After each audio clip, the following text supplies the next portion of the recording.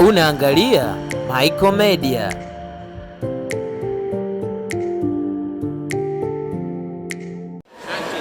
Mtazamaji wa Michael Media, leo hii tumefanikiwa kufika katika chuo kishiriki cha elimu yani DUCE, na leo kuna tukio ambalo ni DUCE Got Talent Awards. Kuna tuzo mbalimbali ambazo zitatolewa kwa vijana ambao wenye vipaji tofauti tofauti. Nipo hapa na waziri wa michezo ndani ya chuo kishiriki hiki cha DUCE. Waziri, mambo vipi? Bana, poa sana.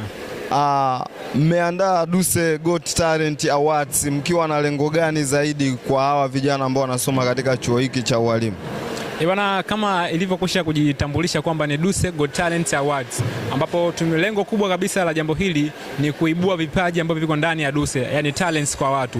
Kwa hiyo kama mwanafunzi na uwezo wa kusoma, sisi tuna imani anaweza kana second chance, yani kwamba anaweza kana kipaji ambacho kipo ndani yake. Sasa sisi lengo la DUCE Got Talent maana ni kuibua vile vipaji ambavyo wanafunzi wanavyo na vimejificha, hawana nafasi ya kuvionyesha. Basi lengo la siku ya leo ni kwenda kuibua na kuonyesha wanafunzi gani ambao chuoni ni the best katika talents zao.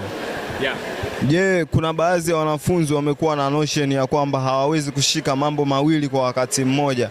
Ina maana awe anaendeleza kipaji alichonacho lakini pia kuendelea na masomo yake. Je, wewe una kipi cha kuwashauri wanafunzi wenye notion kama hiyo? Sasa mimi nipo hapa kuwashauri wanafunzi ambao wamekuwa keep sana busy katika masuala ya masomo na kuacha hii issue ya talent. Sasa kama una talent yako mwanafunzi, usikate tamaa, hapana, usibezi sana katika upande mmoja kwa sababu hauwezi kujua utatoboa katika upande gani. Ndio maana DUCE Got Talent tupo hapa kwa lengo la kuibua vipaji ambao wanafunzi wengi wamevizalau, ambao vinaweza vikalipa kwa namna moja ama nyingine. Leo lengo kubwa kabisa ni kuibua vipaji hivi ambao kwa namna nyingine inaonekana kama msaada kwa wanafunzi hao.